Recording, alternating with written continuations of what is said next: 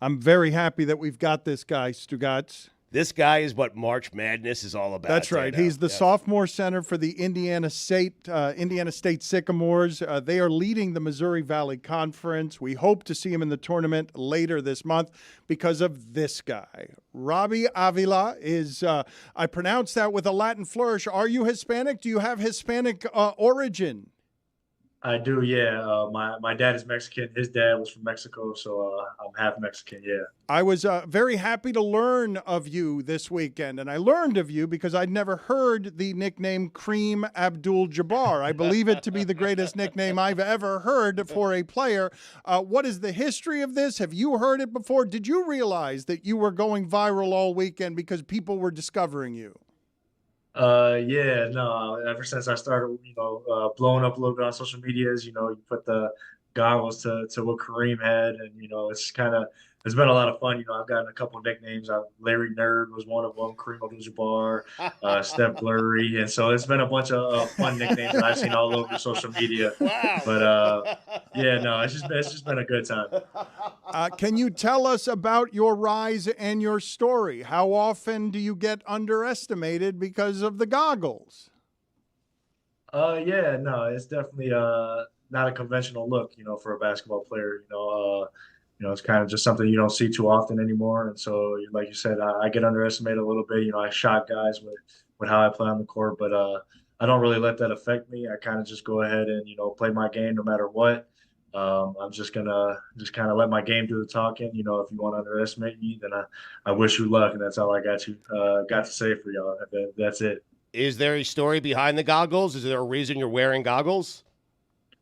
So it's really just all a vision thing. Originally, I started playing football when I was younger, and I couldn't wear glasses; they would have broke instantly. And so my mom invested in a pair of goggles, and so I kind of just started wearing that ever since. Once I started playing basketball, I just kept wearing that. And in high school, I thought about going to contacts, and so I tried them out real quick, but I couldn't really, get it down. And then my brother came to me. He told me, he's like, "Hey, you're not you without your goggles, and so you can't get contacts." And so that's kind of how I just kind of stuck with him. And so he kind of helped me. It's kind of part of my brand now, and so that's just really how I'm gonna start wearing the goggles, and I'm gonna continue to wear them. Which of the nicknames do you like best? Which is your favorite? See, my personal favorite, my favorite music artist is Rob Wave, and so I got one earlier near Rob Wave, and so that's always going to be my favorite. But I do like the Kareem Abdul-Jabbar one too. Can you tell us, because one of the reasons I imagine that you get underestimated is it's a Jokic type game, right? It's a little bit, we don't expect it to be high above the rim. And so when you can do things that don't seem like they're as fast as others, but you're going 23 points on 80% shooting, 35 points, 8 boards, 5 assists, 22 points on 66% shooting, 15 points, 30 points. Those are your last 5 games. You're averaging 25 points a game. Obviously, you're a menace. Yeah, no. Obviously, I think everybody knows I'm not the quickest guy, or I don't jump the highest. But I think being able to use my skills and my basketball IQ, just being able to see the game and read it in different ways that some other people that can't do it like that, I think it kind of makes up for my lack of athleticism. So being able to play the game at my own pace, not letting guys speed me up, or being under pressure, just kind of doing that myself, the calm pace that I do it at, I think kind of helps me attack defenses with guys that are quicker or jump higher than me. What kind of offers did you have coming out of high school? How much of this afflicted even the people offering scholarships because they didn't see in you perhaps what you saw in you?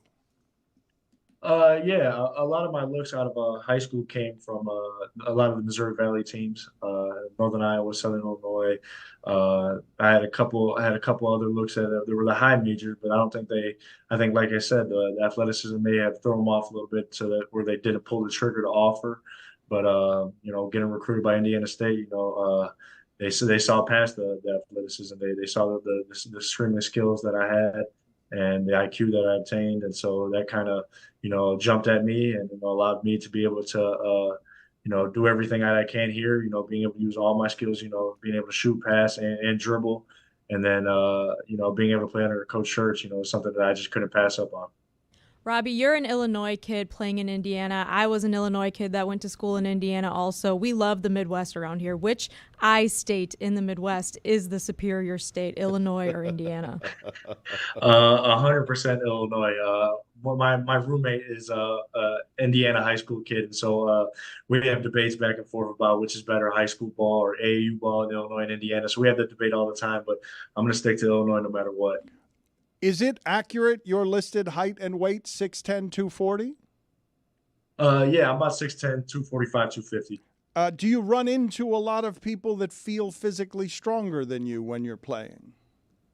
There's a couple guys, yeah, that are some bigger dudes, real strong. They're 2 years older than me, but I think I hold my own down there in the post this year. Something I worked on over the summer. Last year as a freshman, I kind of struggled down there, but I think I've taken steps. I'm not 100% at my best down there in the post defense, but I think I definitely have made progress towards getting stronger down there. Portillo's or Culver's?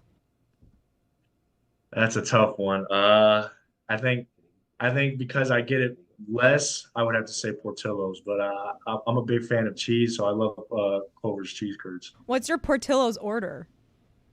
Like I said, I'm a lover of cheese, so I usually get a cheese dog with a large fry and a strawberry shake. That's usually my Portillo's. That's a good order. You're not winning a lot of foot races out there, correct? On your team? Yeah, no. So how does that one go? Like when we're running, when we're running suicides, is there? Are you the slowest on the team? Are you lagging behind? I'm one of the guys in the pack. I won't say I'm always the last guy, but I'm definitely not up there in first, second, or third. I'll tell you that. Can you tell us when did you become good at basketball? Like when is it along the path that you knew this was the path for you? Ever since growing up, I watched NBA players. I watched Kevin Durant being a 7-foot guard. Watch other guys. Play. Kevin Love, another big guy that can shoot. I watched them, and so ever since growing up, I knew I wanted to play basketball. And over time, I think it'd be probably around 8th grade, I started to realize that I was actually pretty good at it. I wasn't just taller than everybody at that time. I was actually a solid player. And so over high school, I kind of just really dug into it and started working hard. Hitting the weight room. Doing workouts. 5 days a week. And so kind of just really started there. And I'd say after my sophomore year, I had a pretty good year. Me and my teammate right now, Jason Kent, we had a really good year at Old Forest, and so that kind of started a little bit of the buzz of going to college and playing there. And so that kind of is really when I started to realize that hey, I could play at the college level. I could do that. And, it's just been a process ever since, and I'm just enjoying the journey and looking forward to what's next here. Were you good from the beginning or just tall at the beginning? I would say when I was younger, I was like 1.5 feet taller than everybody else, but I think I still had those type of skills. When I was in 2nd grade, my brother was playing with his 4th grade team, and I was able to practice with my dad was a coach, and so I got to practice with them all the time. And being 2 years younger than the guy, it was really shocking because I was the only guy out there that was able to make a left-handed layup.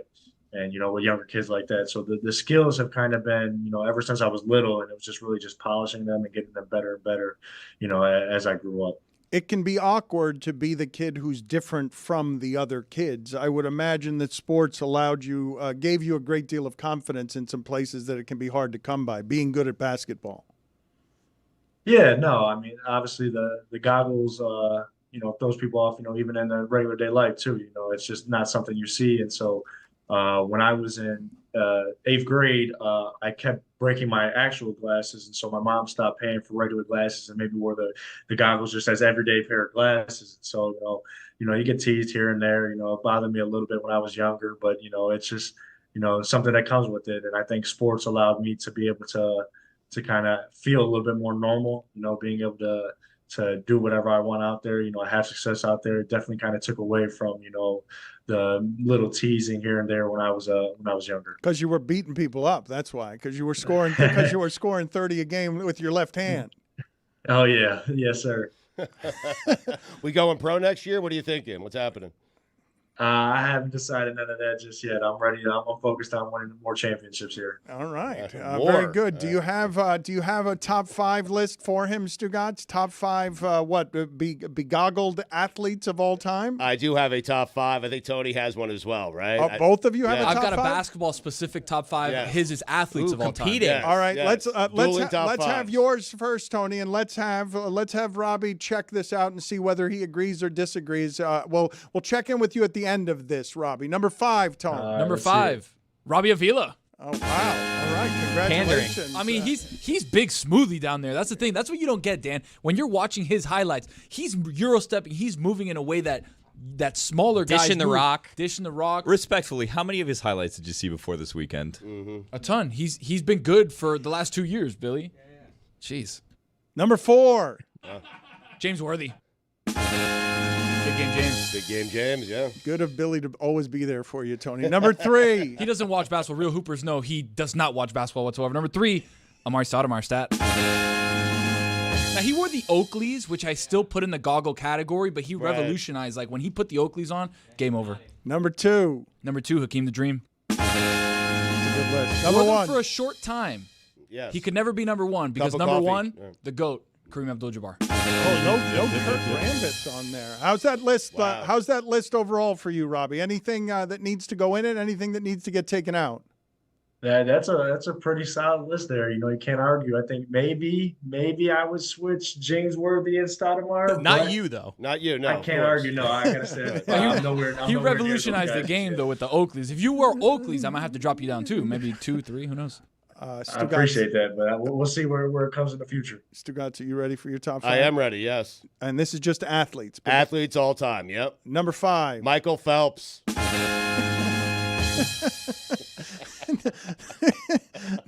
Number 4. Eric Dickerson. That's a good list. That's good. Number 3. Katie Ledecky. Number 2. Robbie. Oh, really? Oh yeah. Changed it, yeah. And number 1. Chris Sabo. Good list. Good list. Good list. It's a good list. It's a good list. Robbie, thank you for being on with us. We appreciate it, sir. No, thank you guys for having us. It was a lot of fun. Thank you, Robbie. Steph Blurry is fun.